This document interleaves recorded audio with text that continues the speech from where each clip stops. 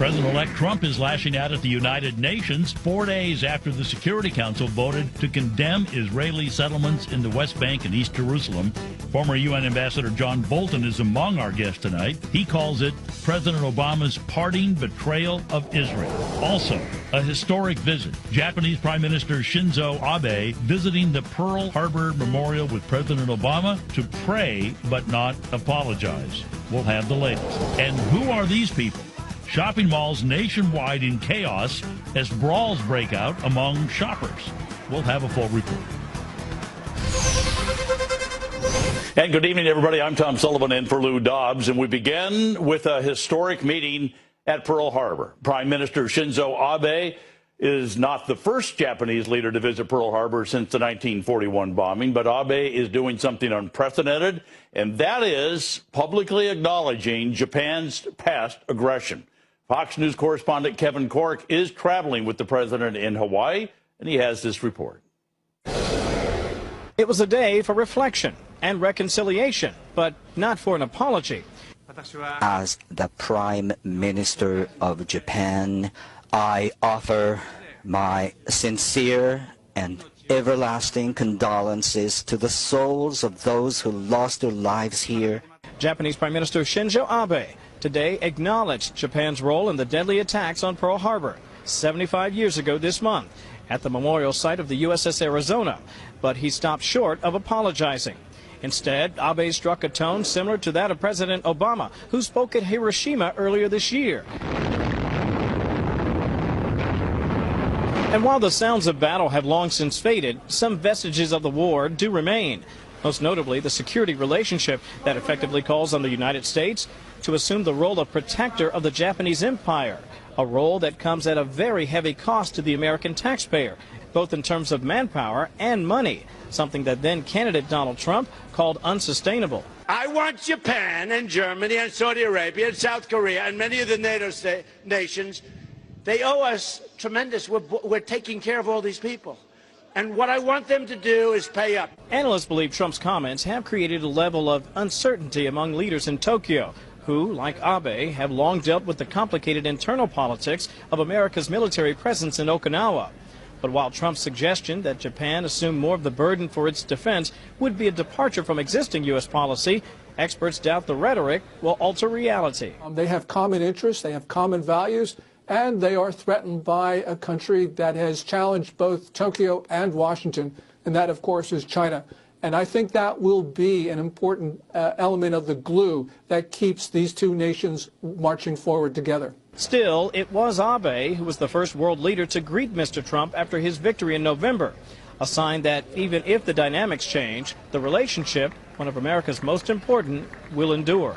Importantly, and perhaps most poignantly, the president today recognized veterans of World War II, many of whom were right here in the audience. The greatest generation who served so bravely that fateful day, a day they'll never forget, and a generation that we'll never forget. Tom?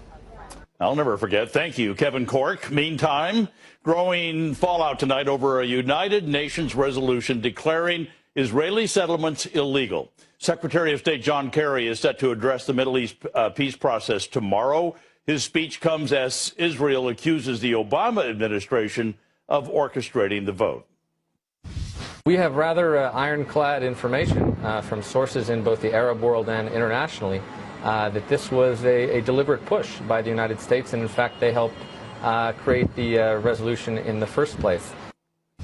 While Israel already is reducing ties with countries who supported the anti-Israeli resolution, which Prime Minister Benjamin Netanyahu called a, quote, shameful ambush, President-elect Trump slamming the United Nations over the vote, tweeting, and I quote, the United Nations has such great potential, but right now it is just a club for people to get together, talk, have a good time. So sad. About a quarter of the UN budget, about $3 billion, comes from the U.S. annually. Well, joining me now, former U.S. Ambassador to the UN and American Enterprise Institute Senior Fellow John Bolton. Mr. Ambassador, what's your reaction to? I mean, that's where you hung your hat for a number of years. Is it just a place to get together and talk and have fun? Well, I had fun when I was there defending American interest. Probably not. Other people didn't have so much fun. But look, this was a clear abuse of the UN to disadvantage Israel. The Obama administration's abstention on this resolution is a repudiation of 50 years of bipartisan American Middle East policy. It steps in to try and tilt the scales in favor of the Palestinians as against Israel. And it rejects this 50-year-old doctrine called land for peace, which is that Israel gives back the territories that it won in wars that were that are directed against it, and in exchange it gets peace. So I just can't think of a worse way for the Obama administration to go out. It's going to be a significant resolution. I think the Trump administration is going to have to work hard to mitigate or reverse its consequences. It's just a needless tragedy and reflects, I think, Obama's basic ideology. Well, I don't expect you to understand why he did this. You can't read his mind, but it just seems odd that usually at the end of your administration you kind of go out gracefully. What this does set up, though, is the opportunity for Donald Trump to come in and make a correction, make sure that what the policy is between the U.S. and Israel. Well, I think by definition at noon on the 20th of January, relations between the United States and Israel are going to improve dramatically. The problem with the impact of this resolution, and by the way, other things that Obama may do between now and January the 20th, will be to disadvantage Israel because of the resolution's provision that basically authorizes and encourages nations and things like the European Union to impose their own national sanctions against Israel for economic activity on the West Bank. So the harm that this resolution is going to cause, I think, is going to be pervasive. I do think there are things the United States should do to make the countries that supported it and the UN feel the consequences. Cutting off financial contributions to the UN is one way to do it. But this was a gratuitous act. As you say, you think normally presidents go out gracefully. I don't think Obama knows what that means. And that's why I say I remain worried, perhaps beginning with what may come in this speech that Secretary of State John Kerry will deliver tomorrow, perhaps in the French-sponsored peace conference in Paris that will begin, of all dates, on January the 15th. 5 days left in the Obama administration. I'm just worried the damage is not finished yet. Well, let's talk about the UN itself, because President George W. Bush, when he was talking about all the resolutions that the UN had come up against Saddam Hussein, and he said, don't become irrelevant. Is the UN irrelevant?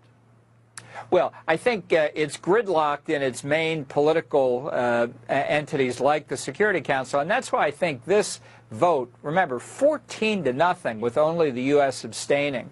Even our best ally, Britain, countries like New Zealand, voting in favor of it. I just think that really the UN as a whole only understands two things. One, the U.S. veto, which Obama didn't use, and second, our money. Where we've gotten the UN's attention before, it's when we've cut off contributions or where we've threatened to do that. And I think the incoming Trump administration has really got to take a strong stand here. It's got to show people in New York this is not going to be business as usual. Would you recommend to President-elect Trump to cut off the funds? Well, I'd certainly recommend cutting off all of our assessed contributions to the main UN. That's about $3 billion annually. You know, in total, when you look at the entire UN system, all the specialized agencies, you look at assessed versus voluntary contributions, it's about $8 billion. I would go beyond that, too. I think it's time to end the idea of assessed or mandatory contributions. I think all U.S. contributions across the entire system should be voluntary. And this is as good a pivot point to move to that as any I can think of. Yeah, it would be interesting. John Bolton, Ambassador John Bolton, thank you so much. Good to see you. Thank you, Tom. You bet. Well, we're coming right back with much more, so stay with us. The incoming White House press secretary says President Trump will continue to tweet to America during his presidency.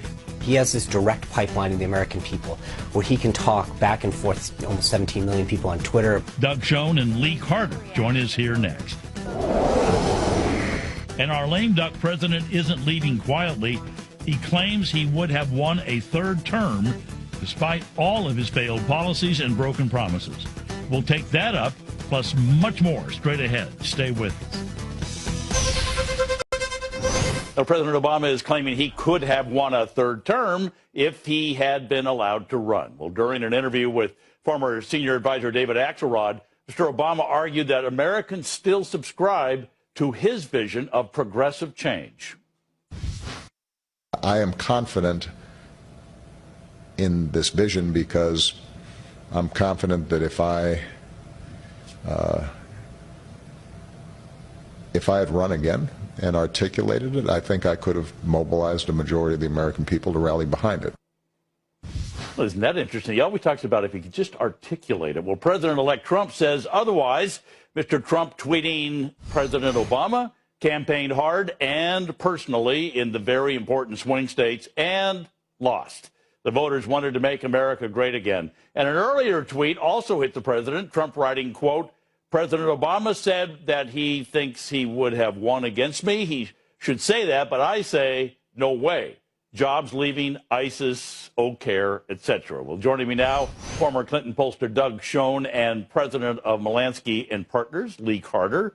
Let me start with you, Mr. Schoen. Yes, sir. What do you think about his thinking that he would have won a third term? Do you?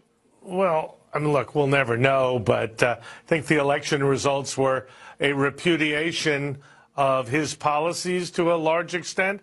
A majority of the electorate said they wanted to go in a different direction, and indeed did go in a different direction. He himself had said that Hillary would effectively provide a third term for the Obama administration, and equally clearly the electorate rejected that notion. So I'm not entirely sure that the President of the United States is correct. Yeah. The idea, I think, Lee, sounds like he really would like to have a third term. I think he's kind of would like to change that rule. I think he absolutely would. And I think that the big story here is not so much that he thinks that he could beat Donald Trump. It's what he's doing to Hillary Clinton. I mean, I think this is a big slap in the face to her. When he was out there saying she's the most qualified candidate to ever run in the history of the world and that she is the right candidate at the right time, it makes everything seem like it wasn't genuine, it wasn't authentic, that he thought that he could do it better. And if he thought he could, I don't know why he didn't advise her. If he thought that he could articulate the progressive vision better, why didn't he help her? Did he really not want her to win? I just can't help but wonder what this is really all about. And Doug, you know, he's used that phrase many times about the fact that, you know, I didn't explain it well enough. I didn't explain Obamacare well enough. I didn't explain whatever it might be. So he's back to that, if I can articulate it. But at the same time, he was saying that Hillary would be a third term. Bill Clinton was saying Hillary would be a change agent. So it seemed like their messaging, which is your game, was all messed up. Yep.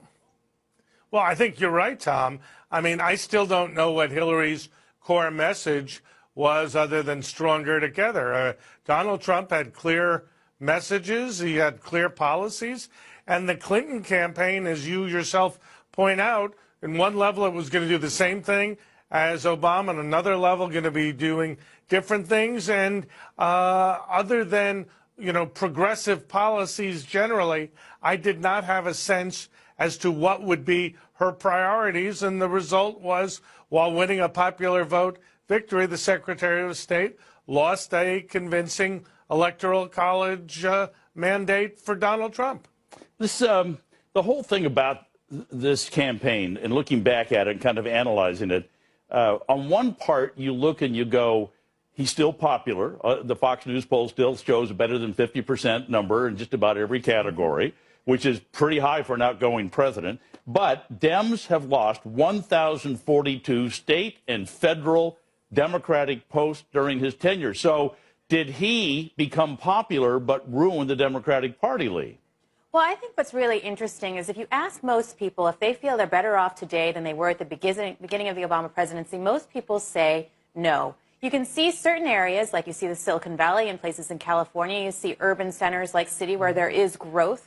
The people are going to say yes, and that's part of the reason the popular vote was different. But the rest of the country is hurting. And they're saying, you might say that you've had all this economic growth. You might say that you have all of these great things that you keep saying, but that is not my truth. I need you to speak to my truth. I want a good paying job. I want hope for the future. And we've seen ever since Donald Trump has been elected, there's been a complete shift in optimism. The most recent poll said 55% of Americans since Donald Trump has been elected are more optimistic about what's going to be next year than they were for this year. And that's a big shift. So while the president currently does have a good approval rating, I think that there's a lot of people who are saying, I personally am hurting and I want to do better. So, Doug Schoen, if you were advising Donald Trump, how long he's got to get going on delivering some goods? Now, he's done the carrier. He's talked to Boeing and Lockheed and some of those things. But when does he have to start delivering some jobs? Well, he's got to deliver a direction that will create jobs within the first 100 days or, frankly, as soon as possible. I think he's going to begin with an infrastructure plan, hopefully one that gets bipartisan support. He's going to do tax reform, both corporate and individual. And he's going to do a tough immigration plan, including but not limited to building the wall. Maybe part of it will be a fence, but he's got to do that, and he's got to make it clear that that, along with repealing Obamacare, is his core agenda. Yeah, and so time is of the essence, I guess, when you take a look absolutely. at the fact. That's probably why I guess we're all watching him working pretty hard right now. So, listen, absolutely. Doug Schoen, Lee Carter, both of you, thank you so much. Good to see you. Thank you, Tom. Thank you.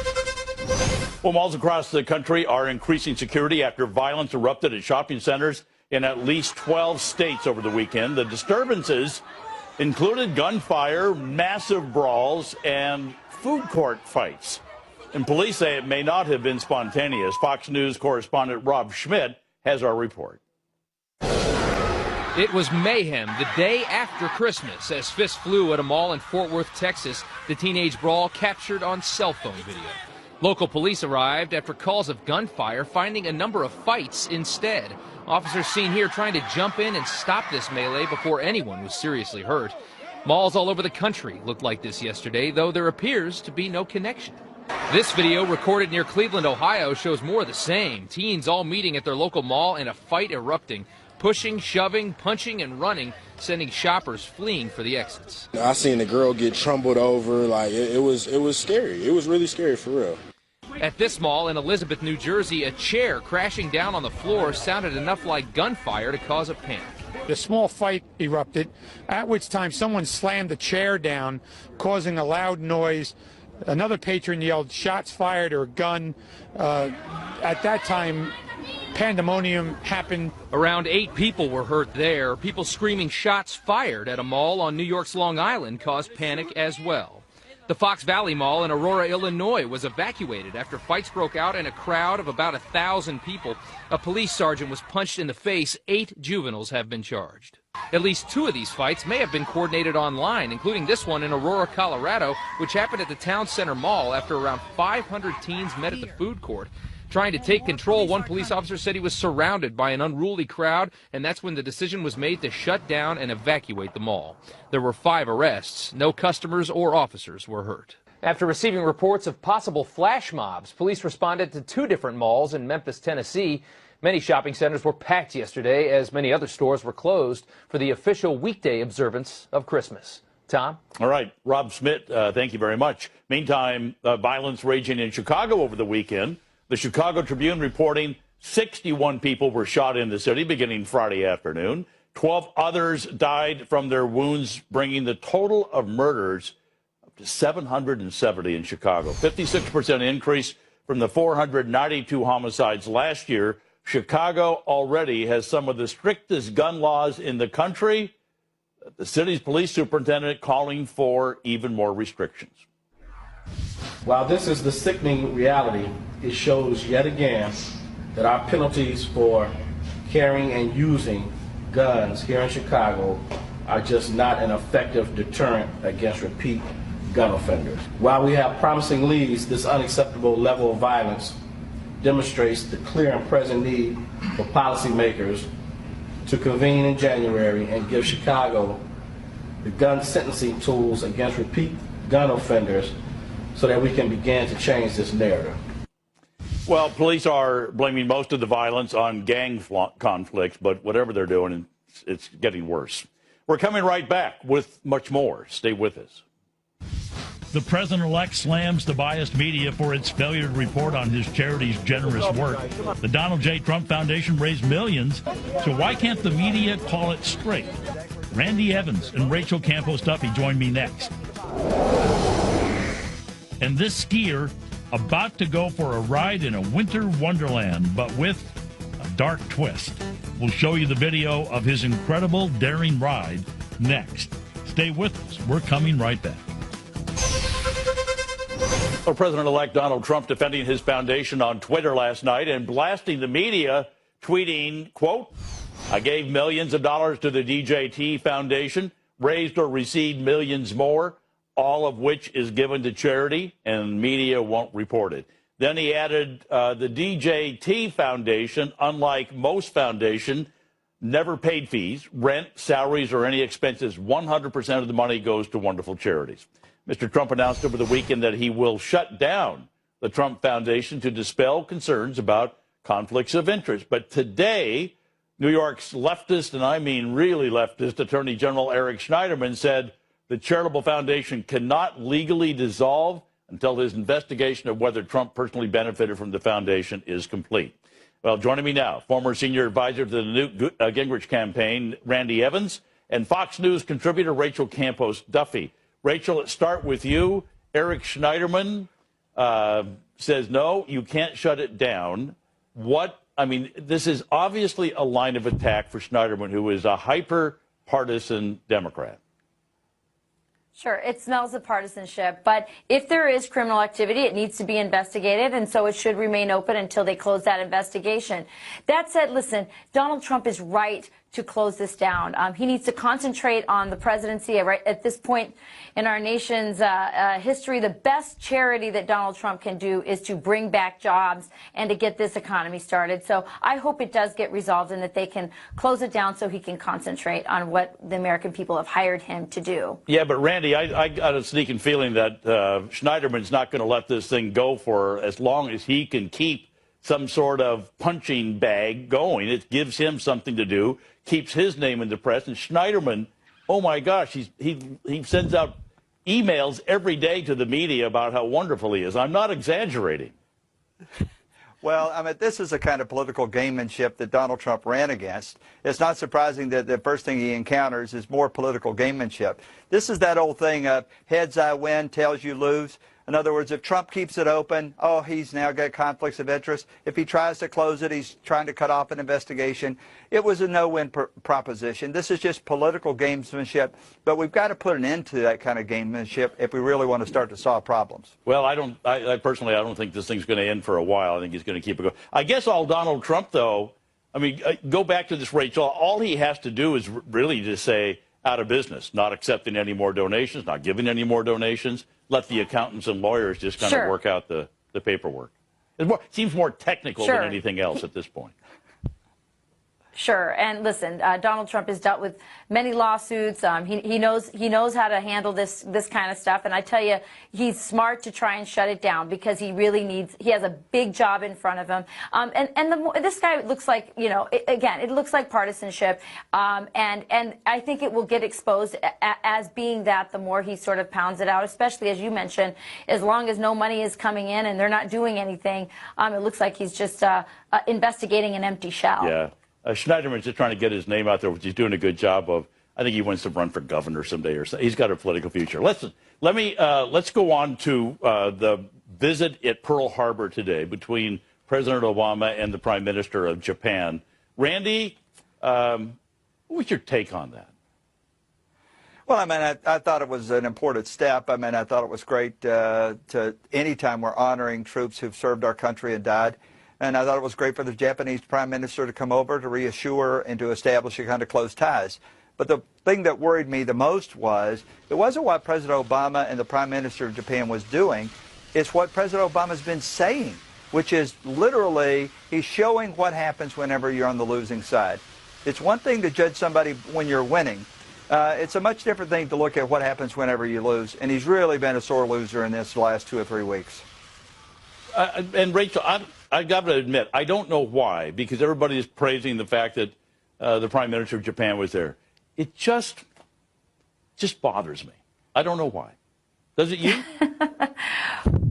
You know, it didn't bother me. I took this as a really great opportunity for me to sort of revisit this with my own kids. I have 8 children.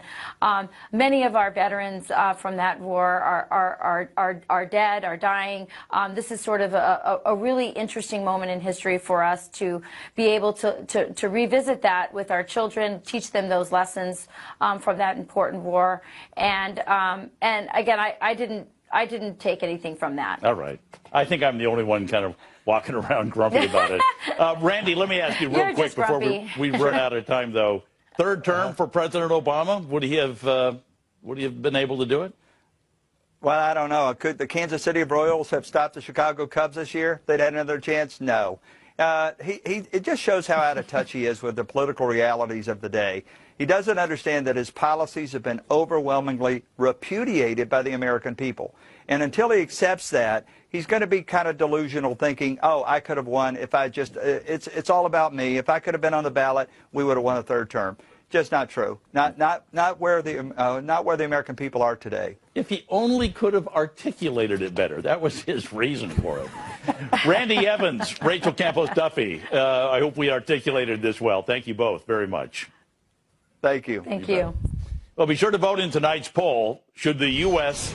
cut off the $3 billion that we give every year to the United Nations, especially after it voted to censure Israel? Cast your vote on Twitter @LouDobbs.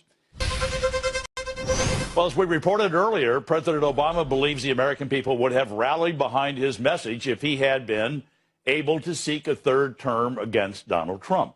But over the past 8 years, the American voter has been rejecting Mr. Obama and the left. Listen to this. Under President Obama, the Democratic Party has lost 63 House seats and 10 Senate seats. Republicans, meanwhile, have gained over 900 seats in state legislatures nationwide, along with 12 governorships, making 2/3 of the nation's governors Republican. Joining me now, national spokesman for the Congress on Racial Equality and conservative commentator Niger Innis. Niger, listen, you're already laughing. Listen, this is pretty shocking about how decimated the Democrats have become. I mean, I kind of blamed it on Hillary Clinton wasn't a good candidate, but it's obviously deeper when you start looking at all these numbers nationwide. And the thing is, it's not just on the federal level. As you said, it's on the state level with the number of state legislative seats that have gone Republican, the number of governorships that are controlled by the Republican Party, I believe over 30, I think it's 33 to be exact. It's been a real wipeout for the Democratic Party, and it is in weaker shape now than it has been since the Great Depression in the 1920s. Yeah. Is it the old, because remember, a lot of people forget that Barack Obama, when he was a senator, a lot of people said this is probably the most liberal guy running for office in a long, long time. He's not just a little bit left. He's way left. Is it his fault that the Democrats have been so decimated, his messaging? Well, you know, it's a strange phenomenon because he's been able to elect himself in 2008, giving the image and projection that he was middle of the road. And then in 2012, by demonizing Mitt Romney, he was able to get himself reelected, which was pretty miraculous. But I think the sweep that has taken place, the Republican sweep that has taken place over the last 8 years, is a reflection of a rejection by the American people of these far left policies. And I think that his centerpiece piece of legislation for his domestic agenda, which of course is Obamacare, is in real danger of being largely overturned. I mean, it's not going to be thrown out completely, but it is more than likely going to be dramatically changed in a Trump administration with a Republican Congress. And things don't look uphill for a Democrat, because if you look at 2 years from now, 1/3 of the Senate up for election, and the heavy majority of those are Democrat seats that have to be defended. And they're Democrat states where Donald Trump either won or did extremely well. So the vulnerability continues. I think the worst aspect of the post-Obama years is the fact that the Democrat Party is not doing what is needed, which is its own self-autopsy, a real examination of the policies that they're making that are not striking a chord with the American people, and a desire to bring in, a younger, more vibrant bench that's more in tune with the American people. But if you look at the leadership of the party in the House of Representatives, I believe somebody did an adding up of the ages of all those in the House of Representatives leadership, and it was like over 232 years. That is not a reflection of a party that's doing a real self-examination and deciding to try to become a little bit more of a center-left party as opposed to far-left party, which is currently the state of the party. The center-left was where Bill Clinton tried to sit and was very successful doing that. But to your point, did you hear what Harry Reid said about the... He says, if you look at the leadership, it looks like an old folks' home. It's true. That might be the one thing that I agree with my senator, or outgoing Senator Harry Reid. Yeah, but here's the other problem. I mean, what you talk about is the fact that they had a chance at getting a young guy, a congressman from Ohio, who was running against Nancy Pelosi. I don't know, 40-year-old guy, something like that. He was young enough to be the sons of some of those leaders out there, and yet the Democrats in the House rejected him overwhelmingly. It wasn't just his age, but the congressman from Ohio also represented the Rust Belt region of the country. He represented a lot of working class Americans, whites in particular, but working class Americans across the board, that the Democrat Party failed to attract in this election cycle. So he would have been a refreshing change, a hopeful change. Folks like, I believe her name is Tulsi, out of Hawaii. Right. I mean, there are a number of more centrist-oriented Democrats that are out there, but they're not coming into leadership, and they're not being recognized by leadership. But if I just say, as we close the segment, one of the tragedies of the Obama years that is left undone is the killing fields that is taking place. It has been taking place over the last several years, but has gotten particularly bad over the last couple of years, and that is in Chicago. In one district in Chicago, the 11th district in Chicago, you had over 91 killings in 2016. That is more than most medium-sized cities. Yeah. That rate is up from 90% from a disastrous record-breaking murder rate of the year before. And that is a particular tragedy with this president that came into political office after being a community organizer. He had his man, his former chief of staff, Rahm Emanuel, as mayor for the lion's share of his 8 years in office, and yet he's leaving office with, of course, he adopted the city of Chicago. That became his home city after leaving Hawaii. And the biggest tragedy, and I don't say this with partisan joy, I say this as a black man that feels this is a real tragedy for the American people, that this killing field has not gotten better. In fact, it's gotten precipitously worse over the last 8 years. You're not alone. Niger Ennis, great to meet you. Nice to talk to you. Thank you, Niger. Happy New Year. Same to you. All right, up next, critics blasting the United Nations after it voted to censor Israel for settlement buildings. Arkansas Governor Mike Huckabee says the whole UN headquarters in Manhattan must go. I think we ought to get jackhammers, and we ought to jackhammer the whole thing off, float it into the East River, ask anybody who would like to host it to come pick it up, haul it off, and it'll be a lot easier to park in Manhattan after we get rid of it. Parking solution. Leslie Marshall, Brad Blakeman, they weigh in on that and much more when we come back. Stay with us.